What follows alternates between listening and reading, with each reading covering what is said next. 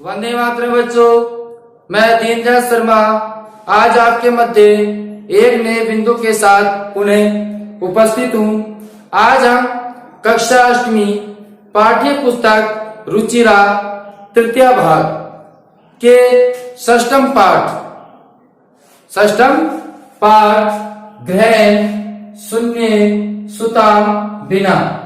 आज हम इस पाठ का जो संवाद है, इस संवाद को बहुत ही अच्छे प्रकार से समझने वाले हैं।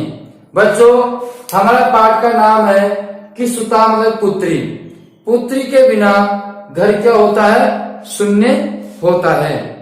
कहने का तात्पर्य है, इस पाठ के अंतर्गत हमें इस प्रकार की प्रेरणा मिलती है कि जो भ्रूण हत्या है वो महापाप है।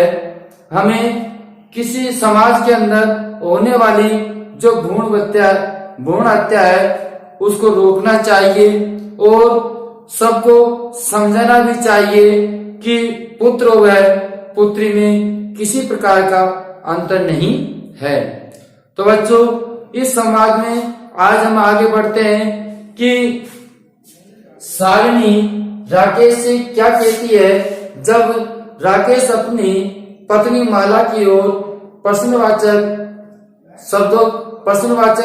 नजर से उनकी तरफ देखता है और पूछता है कि चिकित्सक ने क्या कहा, तो इन सब को देख करके जो उनकी बहन है शालिनी, वह राकेश से क्या कहती है, उसका आज हम इस संवाद के अंतर्गत अध्ययन करने वाले हैं। तो ध्यान दीजिए, सर्वप्रथम हम प्रत्येक शब्दार्थ, उसके भाव, उसके अर्थ को समझेंगे और उस गद्यांश से जो निर्मित प्रश्न है उन प्रश्नों का भी हम आपके मध्य हल करने वाले हैं। बच्चों, हमारी परीक्षा में संवाद आएगा, उस संवाद में से कुछ प्रश्न दिए जाएंगे।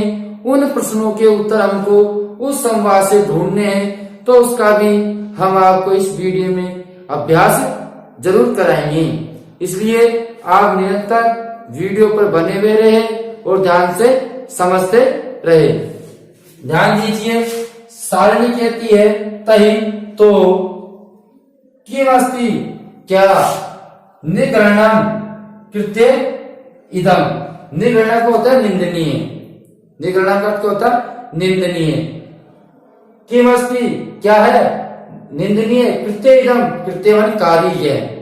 तो यह कार्य क्या है? निंदनीय है। ये कार्य क्या है? निंदनीय है, निंदा करने योग्य है। तो सुनिए, शालिनी कहती है तही तो क्या ये कार्य निंदा करने योग्य नहीं है? बच्चों, यहाँ आपके प्रश्नवाचक चिन्ह है, इसलिए हमारा जो अर्थ होगा वो होगा क्या यह कार्य निंदा करने योग्य नहीं है। सर्वथा हमेशा विस्मृतवान, भूल जाते हो। हमेशा विस्मृतवान मतलब भूल गए हो, हमेशा भूल जाते हो। अस्माकं मानी हमारे, अस्माकं मानी हमारे, जन के मान पिता, हमारे पिता कदापि कभी भी, हमारे पिता ने कभी भी पुत्रों विभेदम, पुत्री और हमारे पिता ने कभी भी पुत्री और पुत्र में विभेदवान भेद न कृतवान नहीं किया। विभेदी का होता है बच्चों भेद करना, अंतर समझना। तो हमारे पिता ने कभी पुत्र एवं पुत्री में अंतर नहीं समझा, कभी भेद नहीं समझा। इस प्रकार शालिनी कहती है। कृतवान किया। सर्व है सर्वदेवन, हमेशा, हमेशा ही, वह हमेशा ही मनुस्मृति माने मनुस्मृति की पंक्ति इमाम, वह पंक्ति, वह हमेशा मनुस्मृति की वह पंक्ति उद्धति वन याद दिलाती है। मनुस्मृति की वह पंक्ति याद दिलाती है। बच्चों, कौन सी पंक्ति याद दिलाती है मनुस्मृति की? मनुस्मृति क्या है? एक पुस्तक का नाम है जिसमें समाज के बारे में और समाज के नियमों के बारे में बताया गया है।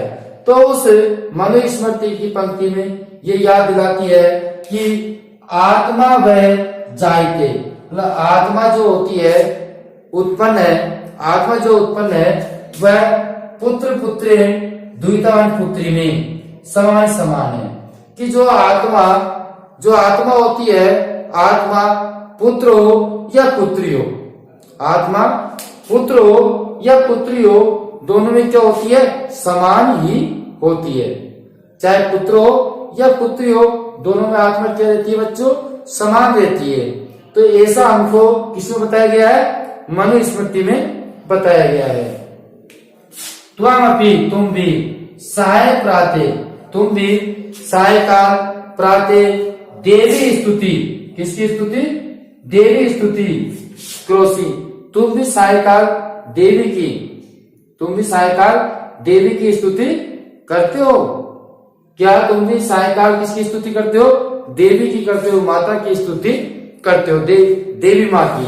ठीक है, तो तुम भी सायकाल देवी माँ की क्या करते हो, स्तुति करते हो। कीमत एवं कैसे सृष्टि का उत्पादिता शक्ति तिरस्कार करोती, की मतलब किस लिए सृष्टि का उत्पादन करने वाली, सृष्टि को चलाने वाली ऐसी शक्ति का तिरस्कार करते हो।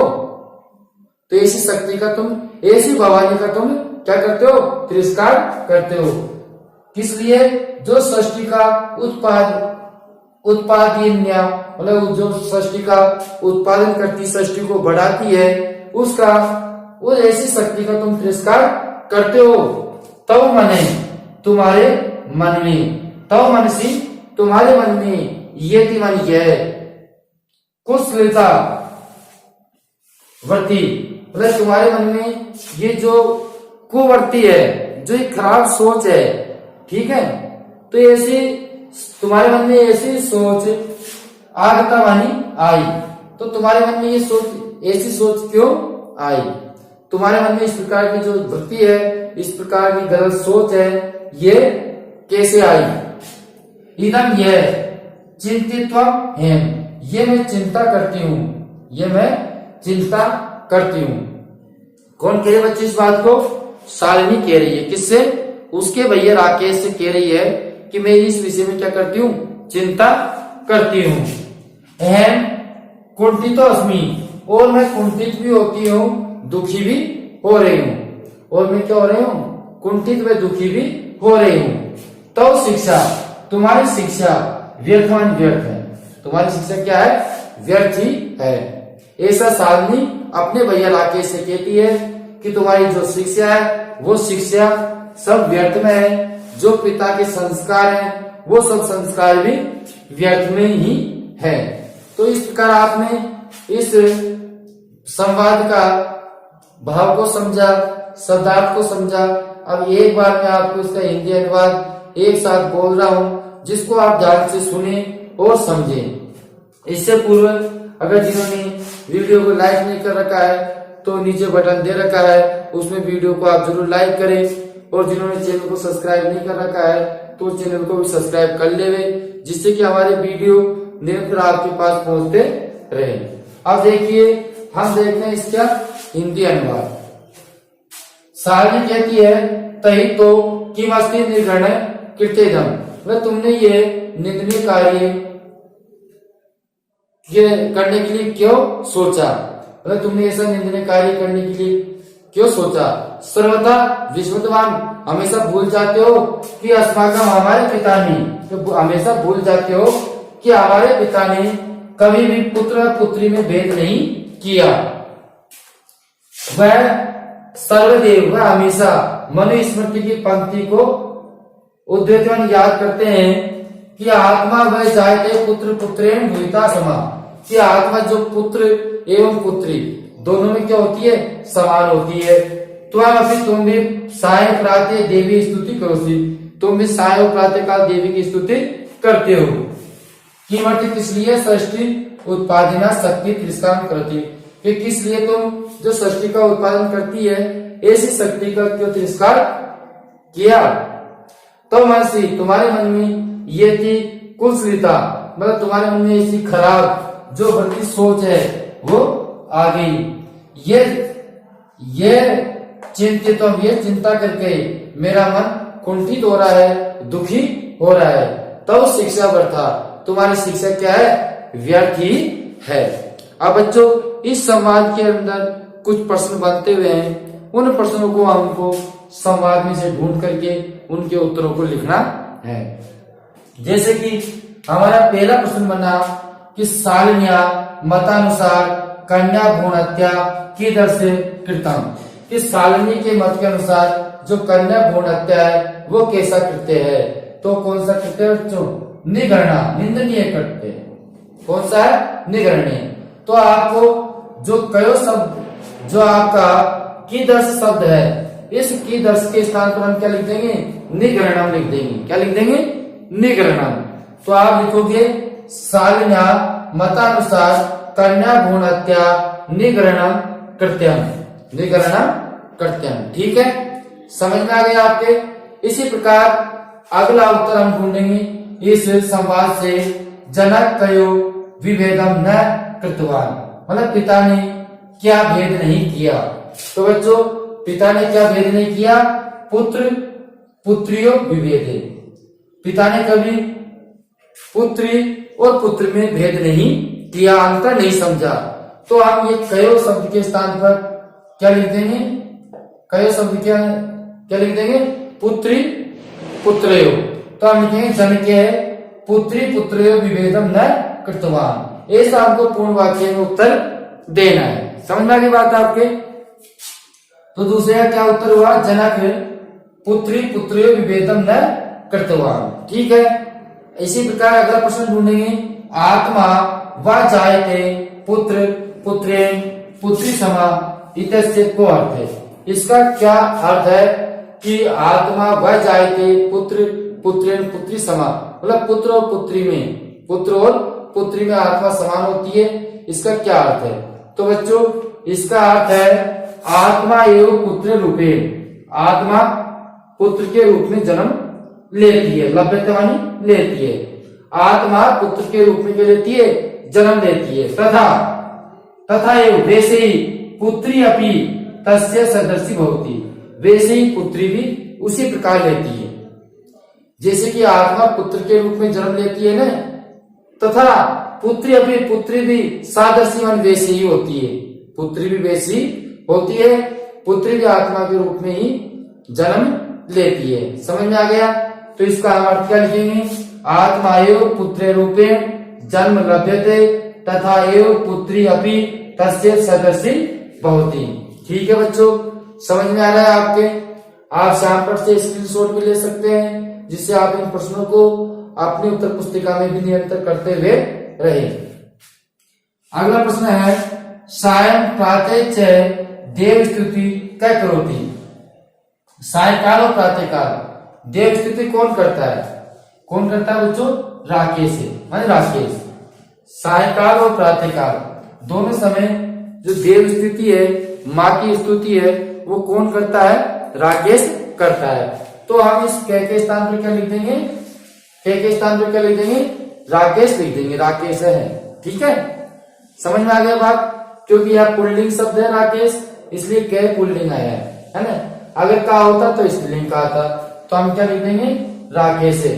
समझ में आ गया आपके। तो इसी प्रकार अगला प्रश्न है, राकेश कस्य शक्तया, राकेश किस शक्ति का तिरस्कार करोति।